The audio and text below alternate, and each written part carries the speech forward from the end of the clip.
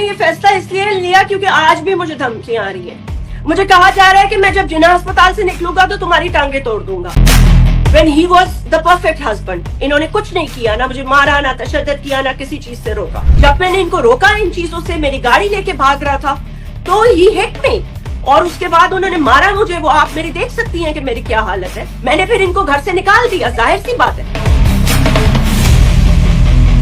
آپ مجھے یہ بتائیں, اگر اس وقت میں کوئی ایسی حرکت کرتی اور یہ مجھے سیڑھیوں سے دھکا دے دیتا یا میرا سر کسی دیوار سے مار دیتا اور کہہ دیتا حادثہ ہو گیا, گولیاں ملا دیتا, مجھے مار دیتا اور کہہ دیتا حادثہ ہو گیا, جی مر گئی ہیں, اوور ڈوز کر لیا اپنی ماں کی غم میں. جب اپنی ماں کو مرتے ہوئے دیکھا ہوتا ہے, جب آپ اتنے تشدد سے گزر رہے ہوتے ہو, میرا پرپس صرف یہ تھا کہ میں اس سے نارمل طریقے سے علیحدہ ہونا چاہتی تھی. اس نے بزنس کمیونٹی کے سینئر لوگوں کو وائس نوٹس کر کے یہ کہا ہے کہ آپ کی وائف کی آبسین ویڈیوز ہم ریلیز کر دیں گے اگر آپ نے ہمیں اتنے پیسے ایکسٹورشن میں. ان لوگوں نے اپنی عزت بچانے کے لیے اس کو پیسے دیے. لیکن مجھے یہ سمجھ میں نہیں آ رہا کہ اب بھی ایک کرمنل جس کے اوپر 7 FIRs ہیں, 3 پنڈی میں, 4 کراچی میں, وہ آدمی کس طرح جناح ہسپتال میں بیٹھا ہوا ہے, کون اس کو فیسیلیٹیٹ کرتا ہے, کون سی ایسی اتھارٹیز ہیں جو اس کو فیسیلیٹیٹ کر رہی ہیں. میں نے بہت تکلیف میں یہ وقت گزارا اور مجھے سب سے زیادہ افسوس اس چیز کا ہے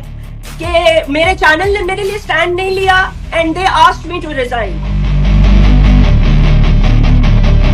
اس کے باہر بیل نکلنے کے بعد مجھے کچھ ہوا تو میں نے اپنے ایکس ہسبینڈ سعد رفیق اور اس کی فیملی کو اور اس کے ساتھ ساتھ اس کی مسٹریس انم حسن, اس کے بھائی زین الحسن, ریٹائرڈ میجر حسن جو آلریڈی 2 مقدموں میں کے ملوث ہیں, جنہوں نے زمین کے تنازع پہ بے گناہ لوگوں پر رات کے اندھیرے میں برسائی اور ان کو مار دیا, میں ان کو امپلیکیٹ کرتی ہوں.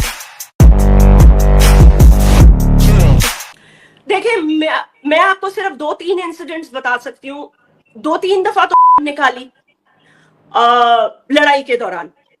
ایک دفعہ میری دوست بھی یہاں موجود تھی, تب میری والدہ حیات تھی.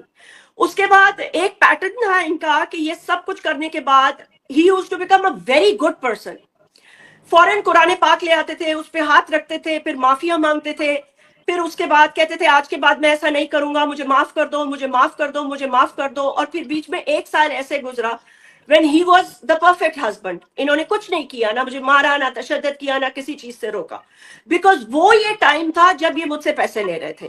اس کے بعد مطلب ہے کہ ظاہر سی بات ہے جب مجھے ان ساری چیزوں کو پتا چلا اور میں نے ان کو یہ کہا کہ آپ ایڈلٹری کر رہے ہو یار, آپ کتنے لوگوں کے گھر تباہ کر رہے ہو, آپ وہاں مرڈر انویسٹیگیشن چینج کرا رہے ہو,